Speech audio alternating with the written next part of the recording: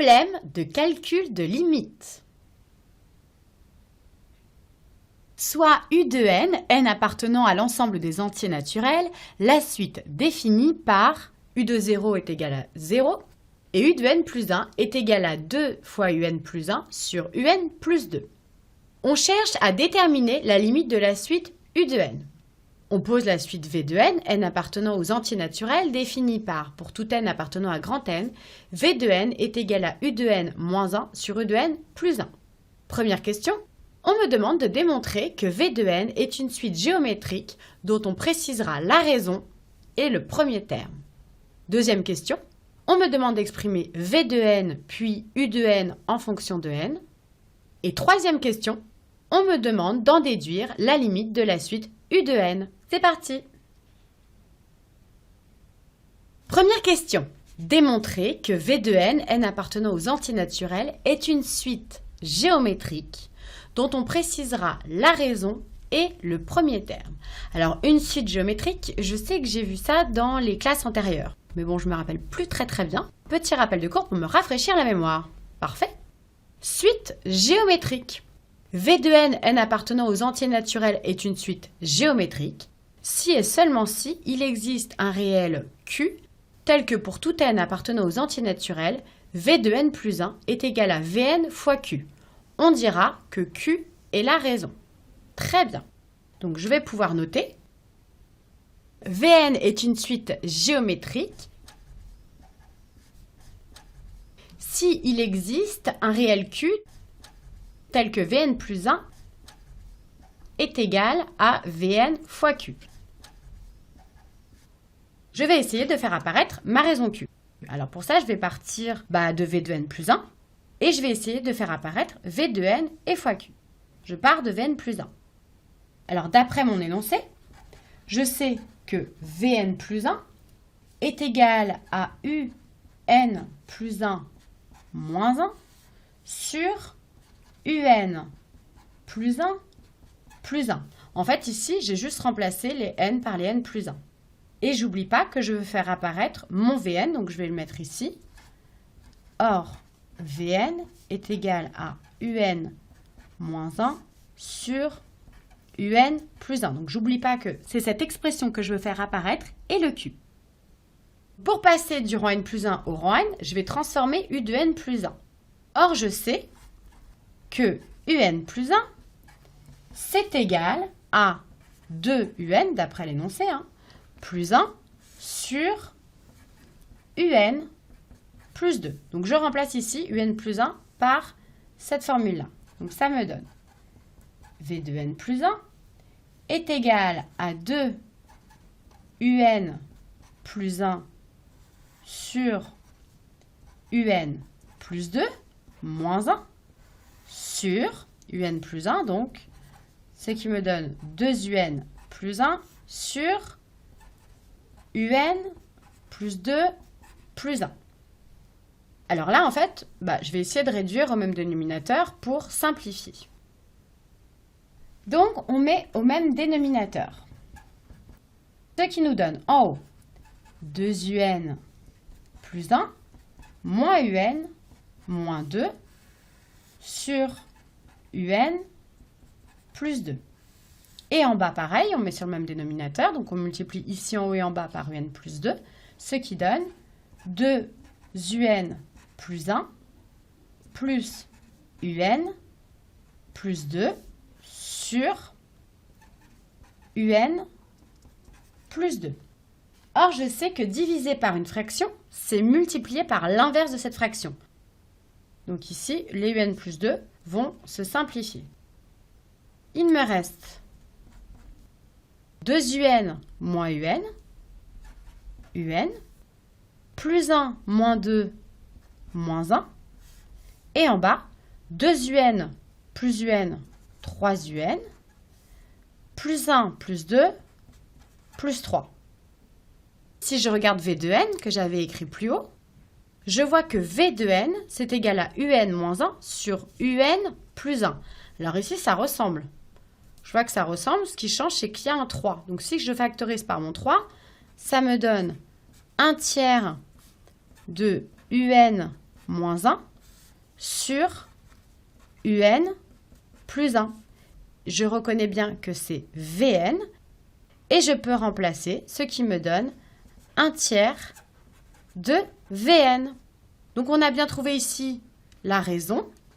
Si on regarde ce qu'on voulait trouver, on a bien trouvé ici la raison Q qui vaut 1 tiers et Vn. Donc je peux le noter. Donc V de n est bien une suite géométrique de raison Q égale 1 tiers. Je souligne ma solution.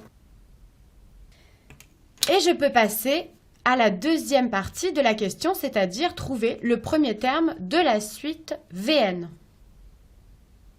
Alors là, on peut s'interroger sur quel est le premier terme de la suite. Donc on sait que n appartient aux entiers naturels et c'est pas privé de 0. Donc le premier terme, c'est V0. Cherchons le premier terme de la suite Vn que l'on notera V0. Alors V0, d'après l'expression de Vn, je sais que c'est égal à U de 0 moins 1 sur U de 0 plus 1. Or, U de 0, d'après l'énoncé, je sais que c'est égal à 0. Donc, j'ai juste à remplacer U de 0 par 0, ce qui me donne V de 0 est égal à 0 moins 1 sur 0 plus 1, moins 1 sur plus 1, ça me donne moins 1. Donc, V de 0 est égal à moins 1. Je souligne ma solution. Et j'ai bien Vn qui est une suite géométrique de raison 1 tiers et de premier terme V0 égale moins 1. Deuxième question, on me demande d'exprimer V de n puis U de n en fonction de n. Bon, dans la question précédente, dans la question 1, j'ai vu que V de n, avec les parenthèses, donc la suite V de n, était une suite géométrique de raison 1 tiers et de premier terme V de 0 égale moins 1. Alors, quand j'ai une suite géométrique, que j'ai la raison et le premier terme, je crois que j'ai une formule qui me permet de calculer directement V de n.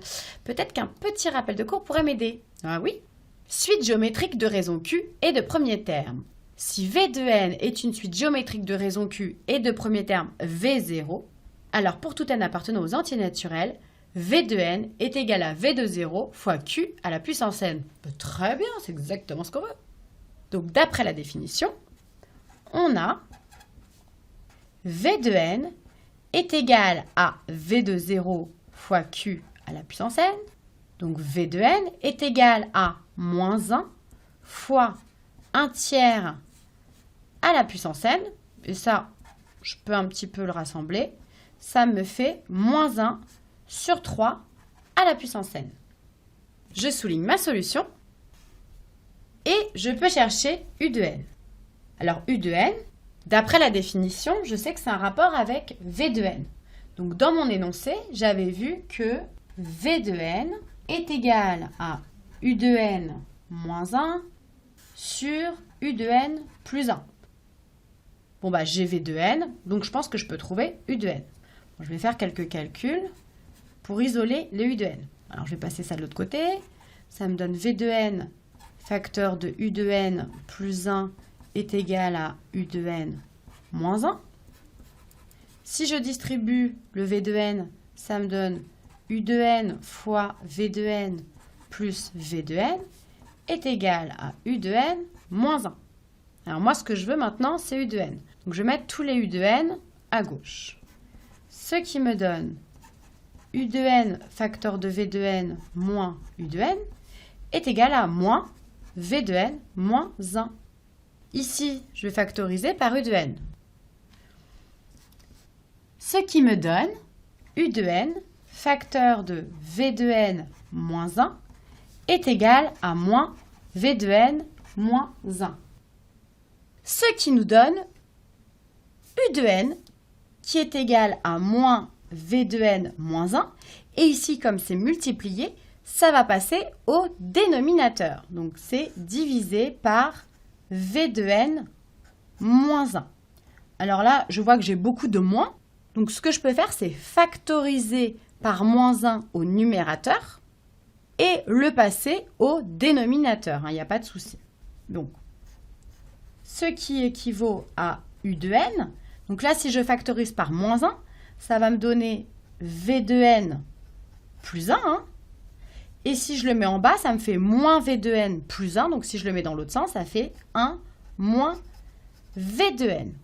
Donc là, on peut remplacer le V de n par ce qu'on a trouvé juste au-dessus, c'est-à-dire moins 1 sur 3 à la puissance n, ce qui me donne, je vais faire un petit peu de place, donc U de n, qui est égal à, je peux commencer par écrire le 1, donc 1 plus V de n, donc V de n, j'ai vu que c'était moins 1 sur 3 à la puissance n, sur 1 moins V de n, donc 1 moins 1 sur 3 à la puissance n, donc ça fait plus 1 sur 3 à la puissance n. Voilà, j'ai donc trouvé l'expression de U de n. Je souligne ma solution et je peux vérifier mes résultats. Et j'ai bien V de n est égal à moins 1 sur 3 à la puissance n et U de n qui est bien égal à 1 moins 1 sur 3 à la puissance n sur 1 plus 1 sur 3 à la puissance n. C'est très dur à dire, mais c'est ça. Troisième question, on me demande d'en déduire la limite de la suite U de n, n appartenant à l'ensemble des entiers naturels. Alors, en déduire, bah oui, parce que dans la question précédente, on a trouvé un en fonction de n. Donc, si je réécris ce que j'ai trouvé dans la question 2, j'ai trouvé que U de n était égal à 1 moins 1 sur 3 à la puissance n sur 1 plus 1 sur 3 à la puissance n. Donc, trouver la limite de un, c'est trouver la limite de cette expression. Alors ici, je vois que j'ai un réel à la puissance n et en bas le même. Donc, je crois que j'ai un petit rappel de cours qui pourrait m'aider. Comportement à l'infini de q à la puissance n. Soit q un nombre réel, on dispose des 4 propositions suivantes. Si q est strictement compris entre moins 1 et 1, alors la limite de q à la puissance n lorsque n tend vers plus l'infini est égale à 0. Si q est égal à 1, alors la suite est constante et forcément la limite de q à la puissance n lorsque n tend vers plus l'infini, c'est égal à 1 parce que 1 à n'importe quelle puissance, ça vaut toujours 1. Si q est strictement plus grand que 1, alors la limite de q à la puissance n lorsque n tend vers plus l'infini, c'est égal à plus l'infini. Et enfin, si q est inférieur ou égal à moins 1, alors la suite q à la puissance n n'a pas de limite en plus l'infini. Alors, dans quel cas de figure je me situe ici? Je vois que dans l'expression de U de n, j'ai du 1 sur 3 à la puissance n au numérateur et au dénominateur. 1 sur 3 à la puissance n, c'est comme 1 tiers à la puissance n, parce que 1 tiers le tout à la puissance n, c'est comme 1 à la puissance n qui vaut 1 sur 3 à la puissance n, donc c'est la même chose. Donc c'est comme 1 tiers à la puissance n, donc je suis dans le premier cas de figure. 1 tiers, c'est bien compris strictement entre moins 1 et 1. Donc je peux dire que la limite de 1 tiers à la puissance n, lorsque n tend vers plus l'infini, c'est égal à 0. Comme 1 tiers, c'est compris strictement entre moins 1 et 1, d'après le rappel de cours, j'ai la limite de 1 tiers le tout à la puissance n, lorsque n tend vers plus l'infini, qui est égal à 0. Et je sais que 1 tiers le tout à la puissance n, eh bien c'est 1 à la puissance n sur 3 à la puissance n. 1 à la puissance n, 1 à n'importe quelle puissance, c'est toujours 1. Donc c'est égal à 1 sur 3 à la puissance n. Alors maintenant, si je regarde la limite du numérateur, eh bien ça me donne limite de 1 moins 1 sur 3 à la puissance n lorsque n tend vers plus l'infini. Donc je viens de voir ici que 1 sur 3 à la puissance n, ça tend vers 0. Donc du coup, 1 moins 1 sur 3 à la puissance n, ça tend vers 1 lorsque n tend vers plus l'infini. Et de la même façon, le dénominateur, donc limite de 1 plus 1 sur 3 à la puissance n lorsque n tend vers plus l'infini, eh bien ici ça tend vers 0, donc ça tend aussi vers 1.